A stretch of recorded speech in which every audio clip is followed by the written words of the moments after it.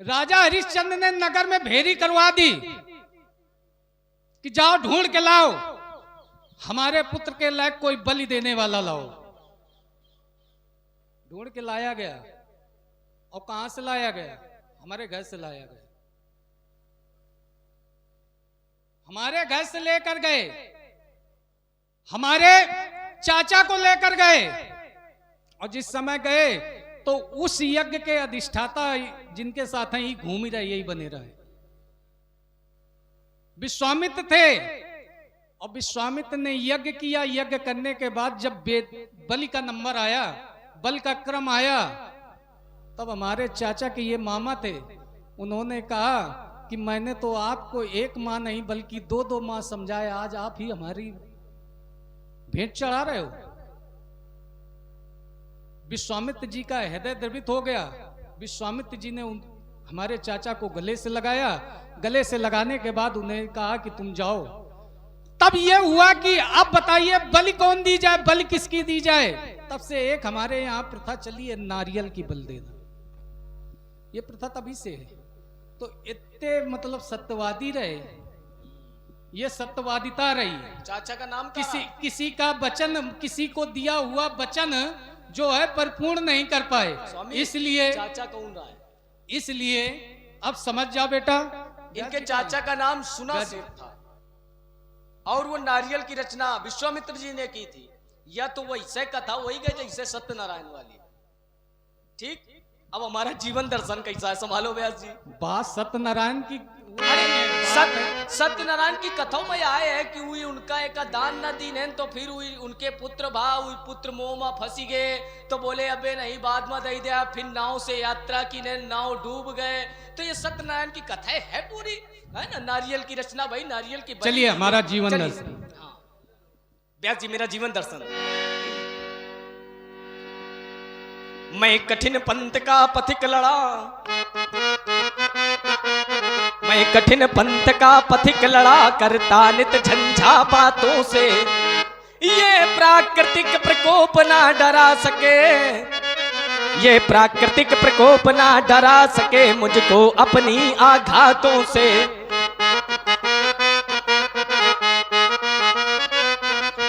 मैं चला जहां जब जिस पथ पर नहीं देखा हमने आदि यंत्र।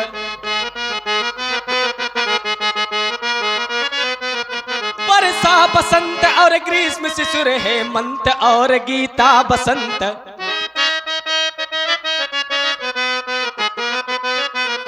सुख में न राग, दुख में न द्वेष, हो गया पृथक जगन्नाथों से।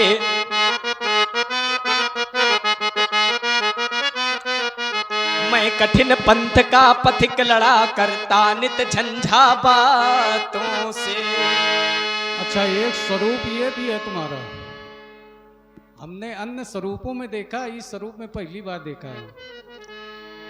मैं अविरल पथ का राही हूं। और नीचे इधर आओ। मैं अविरल पथ का राही हूँ, रुकना मुझको स्वीकार नहीं।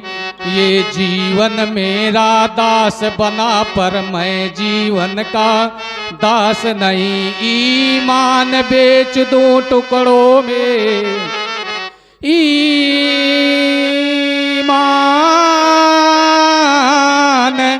बेच दूं टुकड़ों में। ये मेरे बस की बात नहीं, ये जीवन मेरा दास बना, पर मैं जीवन का दास नहीं। मेरे जीवन में लखन लाल, मेरे जीवन में लखन लाल। कितनी बाधाएं टकराई, ये विघ्न व्यूह नित चले, मगर कभी निराशा नाई। कंटका कीर्ण पथ में मिली, कितनी सरिताएं कितने सर, ये मरुस्थल और मरुद्यान सब मिलते रहे सदा निर्जर। मैं चला आबाद निरंतर ही, और रुक करके मानी हार नहीं, ये जीवन मेरा दास बना पर मैं जीवन का दास नहीं। आपने पथ की बात की तो एक बात याद आ गई। मैं पथ से गुजर रहा था, रास्ते पर मुझे एक पथिक मिला। मैंने उस पथिक से पूछा तुम्हें कहां जाना है? तो उसने कहा पता नहीं।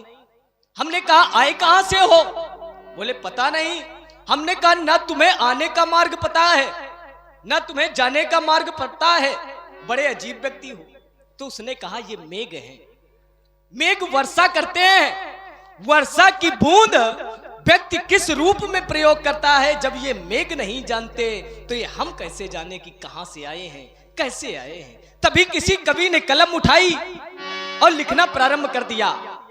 कहां से आए कैसे आए, कहां से आए कैसे आए, किसी को ये मालूम नहीं। कौन बूंद मोती बन जाए मेघों को मालूम नहीं।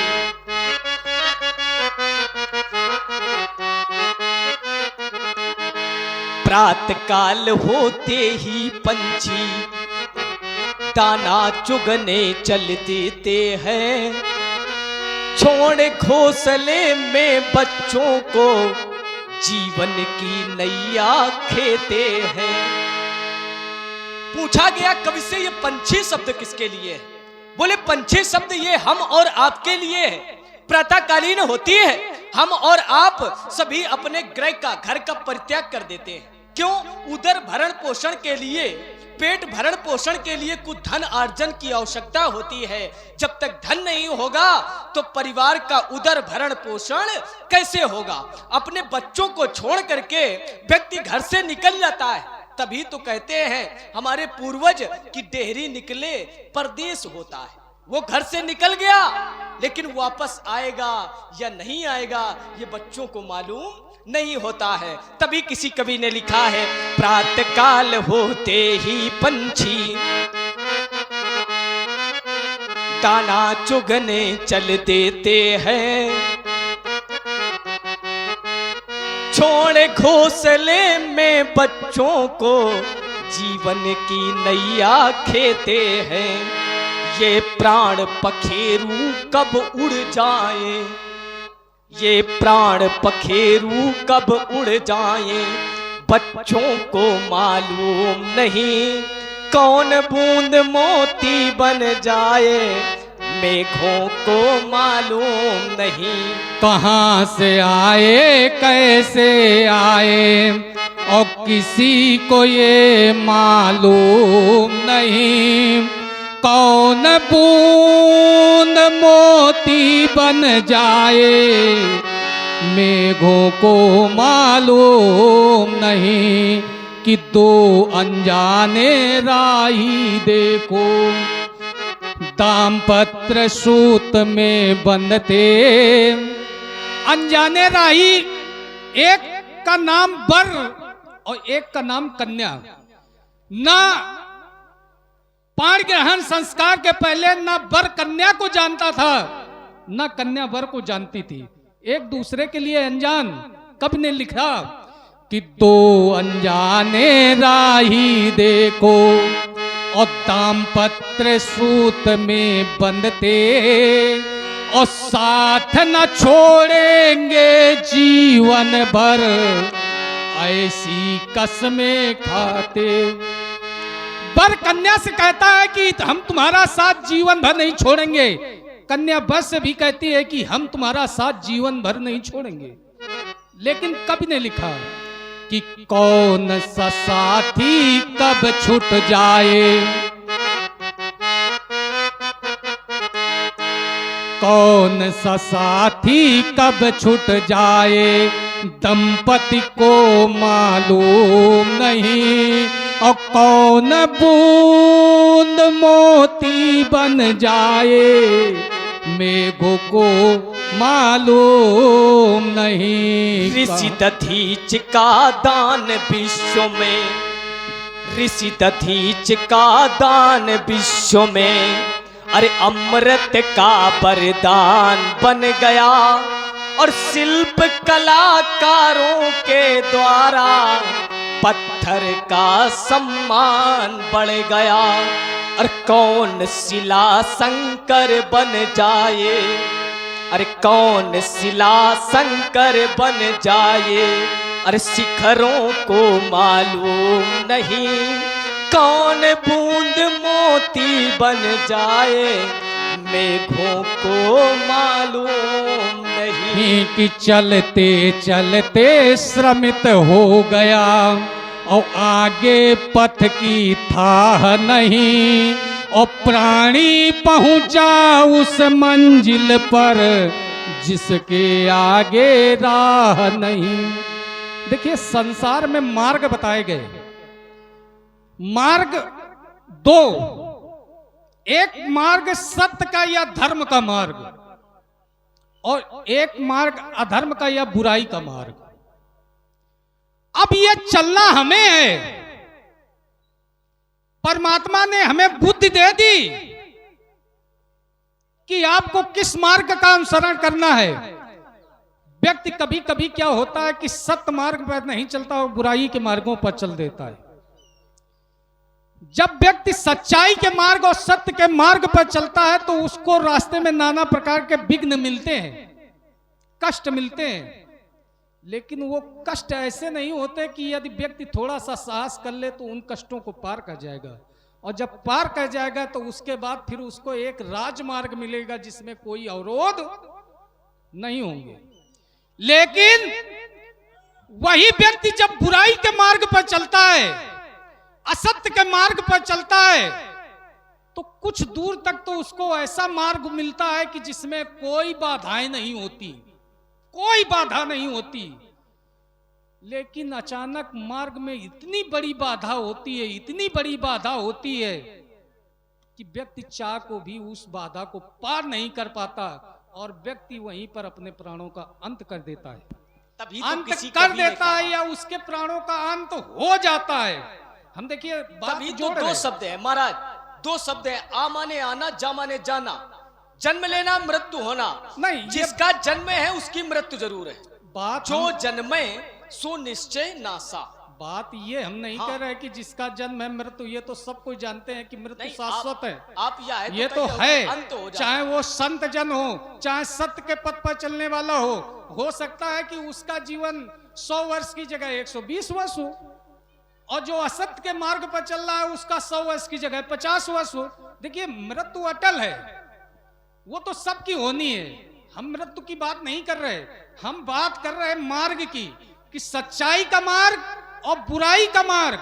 सच्चाई के मार्ग पर चलोगे नाना प्रकार के विघ्न तो मिलेंगे, लेकिन यदि व्यक्ति साहस रखे तो इतने बड़े विघ्न नहीं होंगे कि व्यक्ति उन विघ्नों को पार न कर पाए। और जब एक बार पार कर लेगा तो उसके लिए फिर राजमार्ग मिलेगा जिसमें कोई बाधा। लेकिन यदि व्यक्ति बुराई के मार्ग पर चलता है तो कुछ दूर तक तो वो रफ्तार में चला जाता है, लेकिन फिर ऐसे विघ्न मिलते हैं, ऐसे विघ्न मिलते हैं कि व्यक्ति को अपने प्राणों का अंत करना पड़ता, क्योंकि उस मार्ग से लौटने का रास्ता नहीं है।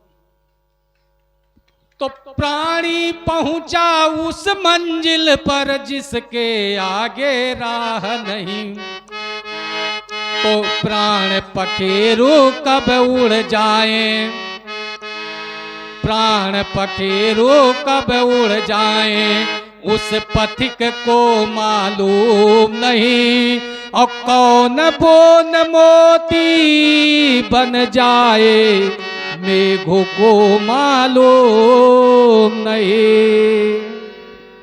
मानव जीवन एक सरिता है। और ध्यान दें, आप हमारे परमादरणीय सम्मानीय श्री निरपत राजपूत जी, इनकी ओर से पुनः 51 पुष्पमुद्राएं भगवान भार्गव जी और श्री लक्ष्मण जी के चरणों में प्रदत्त की गई। हृदय से बहुत बहुत साधुवाद। मानव जीवन एक सरिता है, एक नदी है, नदी के दो किनारे हैं। एक किनारे से मानव ने नाव को खेना प्रारंभ कर दिया, नौका को, लेकिन प्राणी उस पार कब लगेगा ये उसे नहीं मालूम, ये केवल परमात्मा को मालूम है। इस पार से उसने नाव को खेना तो प्रारंभ कर दिया, लेकिन इस पार से व्यक्ति उस पार कब जाएगा या प्राणी को नहीं, या केवल परमात्मा को मालूम होता है। और इस संसार में अब धर्म तो बचे नहीं, अब कह दें धर्म बहुत कम बचा है और अधर्म ज्यादा है। अधर्म बहुत ज्यादा है और धर्म बहुत कम बचा है। तो इस संसार रूपी नौका से व्यक्ति पार तो होना चाहता है, लेकिन अंतर इतना है कि अधर्म का प्रभाव सबल होने की वजह से वह नौका बीच में ही डूब जाती है। अधर्म का प्रकोप है, प्रभाव है। तभी किसी कवि ने लिखा, पापों से बोझिल वसुंधरा, पापों से बोझिल वसुंधरा, पाताल मार्ग अब खोज रही है, पाताल मार्ग अब खोज रही है। अरे मानवता के बच्ची स्थल पर दानवता अब लौट रही है। इस समय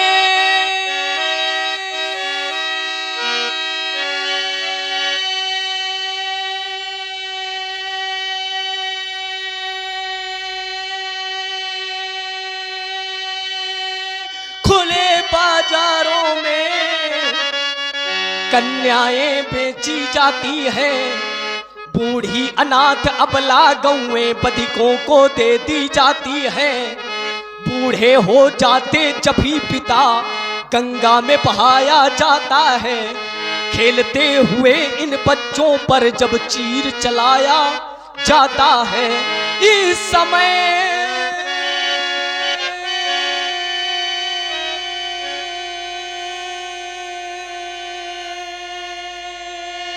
सनातन धर्म ग्रंथ ईंधन के बदले जलते हैं।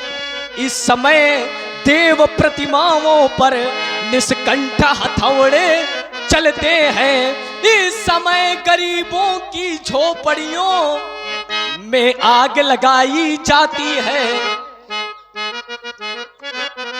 इस समय गरीबों की झोपड़ियों में आग लगाई जाती है। इस समय साधुओं को जबरन मदिरा पिलवाई जाती है। इस समय साधुओं को जबरन मदिरा पिलवाई जाती है। इस समय सनातन धर्म ग्रंथ ईंधन के बदले चलते हैं। इस समय देव प्रतिमाओं पर निष्कंठ हथौड़े चलते हैं। जब ऐसा हो रहा था तब महाराज कहाँ थे? तब कहाँ गए थे परशुराम? तब कहाँ गए थे परशुराम? तब नहीं सामने आए थे हाथों में लेकर धनुष बाण, ये रघुकुल नंदन आए थे। ये वही वंश है महामुने, ये वही वंश है महामुने, जिसने राक्षस दल मारा है। पड़ गए चरण जब पत्थर पर तो पत्थर को भी तारा। हमसे कहते हैं तब कहाँ गए थे परशुराम। देखिए समाज में ब्राह्मण और क्षत्रिय इनके कर्म बनाए गए। ब्राह्मण के कर्म क्या बनाए गए? दान लेना, दान देना, विद्या अध्ययन करना, विद्या अध्ययन कराना, यज्ञ कराना और यज्ञ करना, ये ब्राह्मण के कर्म बताए गए। और ध्यान दिए, आप हमारे परम आदरणीय विमल कोटेदार जी और हमारे शिवम, क्षमा करें, सत्यम तिवारी जी कन्हौली, इनकी ओर से 101 पुष्प मुद्राएं श्री भार्गव जी और लक्ष्मण जी के चरणों में कड़े ताल से प्रदत्त की जा रही हैं। बहुत बहुत साधुवाद। लेकिन क्षत्रियों का कर्म बनाया गया दूसरों की रक्षा करना।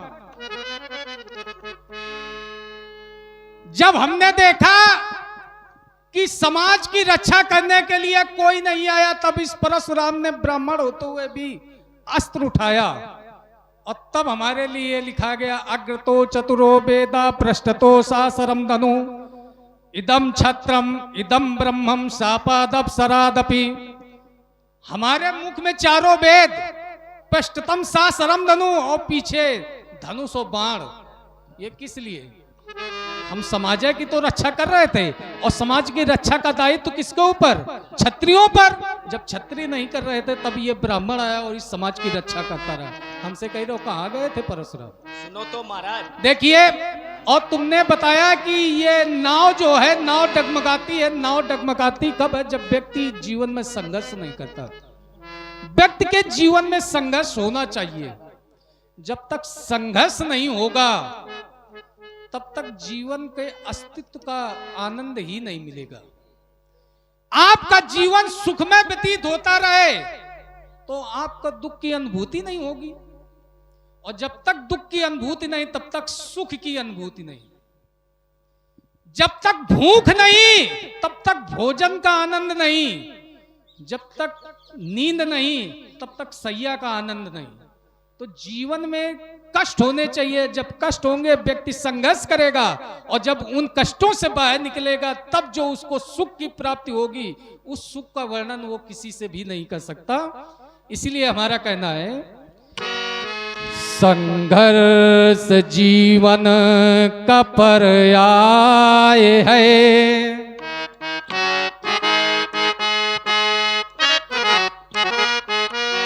संघर्ष जीवन का पर्याय है, ये चुनौती भरा एक अभियान है कि गंतव्य पथ पर बढ़े तुम चलो, गंतव्य पथ पर बढ़े तुम चलो, साधना सिद्ध ही एक वरदान है।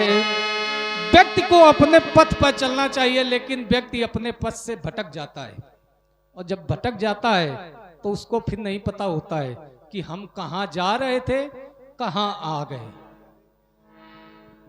कि कंटका कीर्ण पथ पर बिछा दो सुमन, मेरो मर भूमि कानन, सनंदन बने गर्मलू भी बने, मलयानल सदस और विषम ज्वाल शीतल सचंदन बने।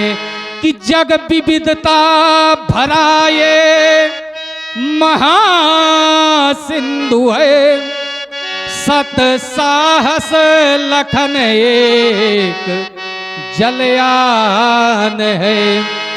यह संसार एक विषमता रूपी सिंधु है। इसमें देखिए न व्यक्ति समान है, न व्यक्ति के विचार समान है।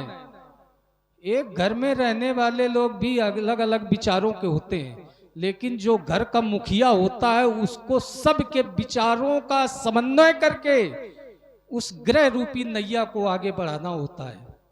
यदि वो किसी एक के विचारों को पकड़ ले तो बाकी तीन कूद जाएंगे, और कूद जाएंगे तो ग्रह रूपी नैया डगमगा। तो जग विषमता भरा ये महासिंधु है, सत साहस लखन एक जलयान है। संघर्ष जीवन का पर्याय है, ये चुनौती भरा एक अभियान है। चलिए महाराज, आपने कहा था कि ब्राह्मणों के 6 कर्म होते हैं। दान देना, दान लेना, यज्ञ करना, यज्ञ करवाना, विद्या अध्ययन करना, विद्या अध्ययन करवाना। और क्षत्रियों का कर्म होता है भूमंडल के अंतर्गत जितने भी है उनकी रक्षा करना। क्षत्रियों का कार्य है संघान करना, बाणों को चलाना, यह क्षत्रियों का कार्य है। ब्राह्मणों का कर्म है दान देना, दान लेना, यज्ञ करना, यज्ञ करवाना, विद्या अध्ययन करना, विद्या अध्ययन करवाना। ये ब्राह्मणों के कर्म हो गए। ब्राह्मणों के लक्षण क्या है? ब्राह्मणों के लक्षण क्या है? अच्छा, अगर ये ब्राह्मण के कर्म है, आप कह रहे हो हम ब्राह्मण होकर के हमने अस्त्र उठाए होते तो इस मिथिला में न चला करके इतने समय रावण का अत्याचार बढ़ रहा है तो रावण पर चलाते जाके, तब तो शोभायमान था।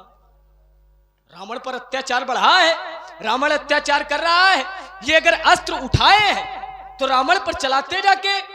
पहली बात तो आप ब्राह्मण हो ही नहीं, केवल ब्राह्मण नहीं हो।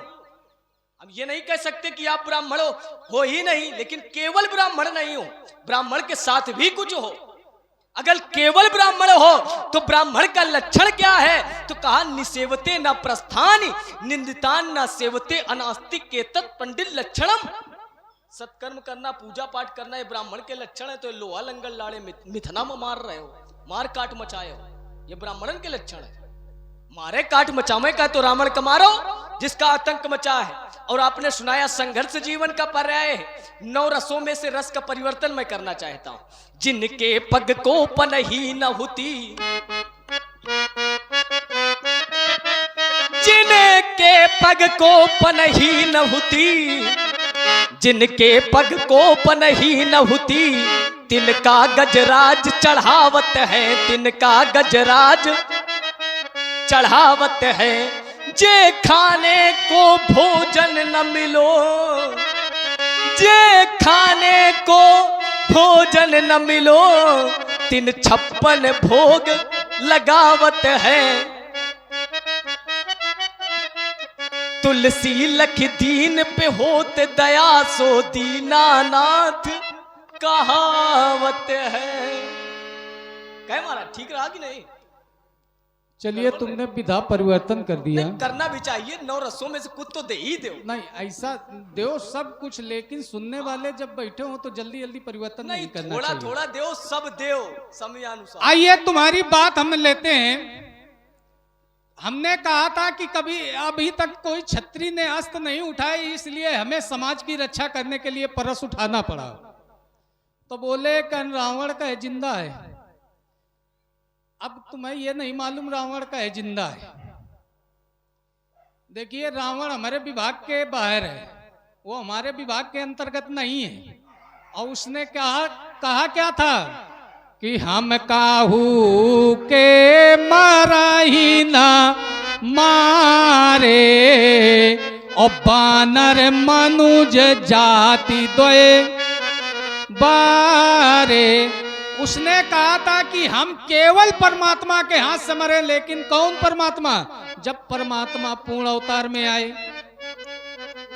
अब हम ठीक है, मान लो हमें कुछ क्षण के लिए मान लो कि हम परमात्मा के अवतार हैं, लेकिन हम पूर्ण अवतार नहीं, हम परमात्मा के आवेशा अवतार हैं। और जब आवेशा अवतार हैं तो रावण हमारे क्षेत्र से बाहर है। मिलावट है। दूसरी बात कि जिस समय ब्रह्म की उत्पत्ति हुई या परमात्मा का इस धरनी पर अवतार हुआ, तो परमात्मा ने कहा था कि जिस समय अत्याचारी ब्राह्मण कुल में जन्म लेगा, उस समय मैं क्षत्रिय कुल में जन्मूंगा। और जिस समय ये क्षत्रिय कुल में जन्म लेगा, उस समय मैं ब्राह्मण कुल में जन्म लूंगा। तो अब हम ब्राह्मण, रावण ब्राह्मण अधिकार क्षेत्र से बाहर है। एक ही कारण अब तक जिंदा है, और नहीं था शास्त्रा बाबू अर्जुन से रावण हारा, और जिससे रावण हारा उसको मैंने तो शायद, लेकिन बस अधिकार क्षेत्र की बात है, अधिकार क्षेत्र में नहीं है, इसलिए बचा है। हमारा कहना है इन्होंने जिनको पग को कि संघार का भार लिए जग का, संघार का भार लिए जग का, वही अमर कथा सुनावत हैं। और खाने को जिन्हें दाना न मिले 356, सबको देते महल दुमहले, और खुद शमशान में बास बनावत है। ऐसे उदार का मार प्रभु वही भोलानाथ कहावत है। चलिए महाराज, आपका मैं समीचम उत्तर किए देता। आपने कहा रावण हमारे कार्य क्षेत्र से बाहर है, रावण का हम संहार नहीं कर सकते। क्यों? उसने वरदान मांगा था कि हम काहू के मरई न मारे और बानर मनुष्य जाति दुई मारे। बानर और मनुष्य मार सकते हैं, वो भी मनुष्य कैसे? तो आपने बताया कि जब परमात्मा मनुष्य का अवतार धर के आएंगे, नर रूप में आएंगे, तब रावण का संहार होगा। चलो ये भी बात आपका मान ले, लेकिन रावण का अत्याचार बढ़ रहा है। रावण का अत्याचार बढ़ा, और जब बढ़ा तो ये धरती, ऋषि मुनि सब परमात्मा की पुकार लगावे पहुंचे, तो तुम काहे नहीं पहुंचे हो? धर्म की ध्वजा लहराए घूम ही रहे हो कि धर्म के रक्षक हैं हम, तो धर्म के रक्षक हो तो तुमको भी पहुंचना चाहिए। धरती पहुंची, कैसे पहुंची? तो कहा सुर मुनि गंधर्वा, सुर मुनि गंधर्वा सब मिली सरबा, और के बिरंच के लोका गोदुज हितकारी भूमि बिसारी। परमात्मा के पास जिस समय पहुंचे, तब परमात्मा ने कहा चिंता न करो, हम अंशों के साथ परमात्मा ने कहा अवतार लेंगे और धरती का जो भार है वो भार का हरण करेंगे। तो जब देवता पहुंचे, ऋषि पहुंचे, मुनि पहुंचे, तो धर्म की ध्वजा लहराए घूम ही रहे हो, तुम उनका जावा चाहिए। और कही रहे हो क्षत्रिय अबे तक अस्त्र नहीं उठा रहे, या कहो क्षत्रिय अस्त्र उठा रहे। अबे वो रास्ते में मिली कौन? एक ही बाण प्राण हरिलीन। हाँ, ये कौन है? ये कौन है? क्षत्रिय कही रहे अस्त्र नहीं उठा रहे, ये ताड़का। एक ही बाण प्राण हरिलीन। हाँ, और दीन जानते निज पद दीन। हाँ, उसको जब जाना तो उन्होंने कहा ले हमारे स्थान, चरणों में स्थान ले लो। और कही रहो क्षत्रिय अस्त्र नहीं उठा रहे। आपने पढ़ा है भगवान शिव का, तो ले लो श्री राम कृपा करही जब हूं, श्री राम कृपा करही जब हूं, तब पंगु पहाड़ पे धावत है। मूक होई बाचाल पंगु चढ़ई गिरवर का। श्री राम कृपा करही जब हूं, तब पंगु पहाड़ पे धावत है। जे जन्म के लोचन अंधे हैं, जे जन्म के लोचन अंधे हैं। ये प्रत्यक्ष प्रमाण है चित्रकूट पीठाधीश्वर रामभद्राचार्य जी महाराज। जे जन्म के लोचन अंधे हैं, जब उनकी कृपा हो गई है तो अब चारु वेद पढ़ावत है, अब चारु वेद पढ़ावत है। तुलसी लख दीन पे होत दया सो दीनानाथ। हमसे कह रहे हैं कि जब सब वहां गए मिलकर सरबा गे बिरंच के लोका, तुम काहे नहीं गए? ये बताओ, हमारे घर का मुखिया गया कि नहीं गया? हमारे घर के मुखिया गए कि नहीं गए? और उन्होंने बताया भी कि तेहि समाज गिरजा में रहूं, अवसर पाई बचन एक कहूं। वहां सभी लोग पहुंच गए, बोले भगवान कहाँ, भगवान कहाँ, भगवान कहाँ? हमारे घर के मुखिया तो रहे, और जब मुखिया गए तो हम लोगन का क्या काम? तब हमारे मुखिया ने ही बताया था कि हरि व्यापक सर्वत्र समाना, और प्रेम से प्रकट हो मैं जाना। तब हमारे घर के मुखिया ने बताया था कहीं जाने की आवश्यकता नहीं, न क्षीरसागर जाओ, न बैकुंठपुर जाओ, कहीं जाने की आवश्यकता नहीं। अरे वो तो प्रेम से प्रकट हो जाता है, बस एक बार आवश्यकता है प्रेम से बुलाने की। तब सबने वहां एक साथ एक स्वर में परमात्मा की उद्घोष की, और परमात्मा को वहां आना पड़ा। तब परमात्मा कहते थे कि अपने अपने घर जाओ। तब उन्होंने कहा अनशन सहित। तो व्यास जी देखिए, ये राम के पक्षधर, हम शंकर के पक्षधर एक बार बता चुके हैं, राम और शिव में कोई भेद नहीं है, और जब भेद है वहां भेद नहीं, इसलिए हम ज्यादा राम और शिव में अंतर नहीं करना चाहते, इसलिए हम एक समता दिए देते हैं। हरि हर हरि हर एक हैं दोनों, न ये कम है न वो कम है। हरि हर एक हैं दोनों, न ये कम है न वो कम है। अब जुड़ाव क्या हुआ कि ये रहे थे क्षीर सागर में, वो रहते हैं हिमालय में। ये रहते क्षीर सागर में, वो रहते हैं हिमालय में। ससुर घर, अब भाई ससुर का घर कैसे हुआ? माता लक्ष्मी सागर की पुत्री, समुद्र मंथन से उत्पत्ति हुई है माता लक्ष्मी की, तो समुद्र की पत्नी लक्ष्मी और भगवान विष्णु कहाँ रह रहे? क्षीर सागर में, तो ससुराल हुई। हिमालय की पुत्री माता पार्वती, और कैलाश कहाँ? हिमालय में, तो भगवान शंकर भी ससुराल में रहते हैं। ससुर घर दोनों रहते हैं, न ये कम है न वो कम है। हरि हर एक है दोनों, न ये कम है न वो कम है। ये ससुर के घर में रहते हैं, लेकिन करते क्या है? तो का ससुर का मान हरने में, न ये कम है न वो कम है। कैसे कम नहीं है? कैसे कम नहीं है? तो का इन्होंने सिंधु को डांटा, उन्होंने दक्ष सर काटा। ससुर का मान हरने में, न ये कम है न वो कम है। हरि हर एक हैं दोनों, न ये कम है न वो कम है। रमा की बात वो माने।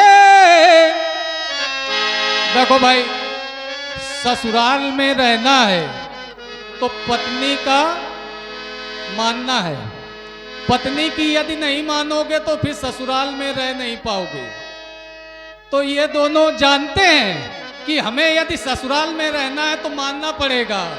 रमा की बात ये माने, उमा की बात वो माने।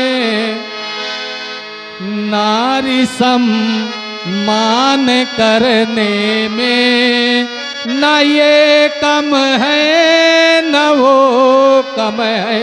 हरि हर एक है दोनों, न ये कम है न वो कम है। अति विनीत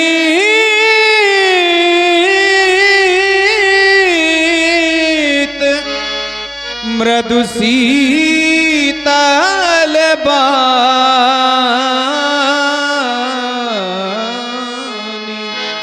बोले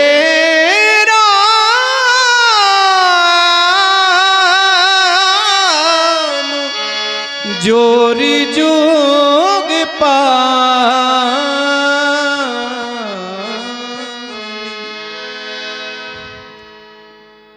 हे मेरे महाप्रभु, आप मेरे लक्ष्मण के ऊपर व्यर्थ में क्रोध कर रहे हैं, क्योंकि आपका अपराधी मेरा भाई नहीं, आपका अपराधी तो मैं हूं। हे देवता, तेहि नहीं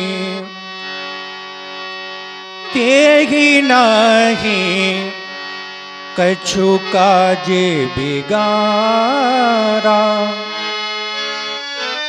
अपराधी मैं नाथ तुम्हारा, अपराधी मैं नाथ तुम्हारा, अपराधी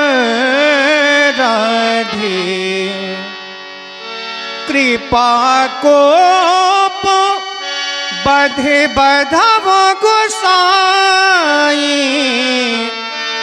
मो पर करिए दास की नाई, कहिए वेग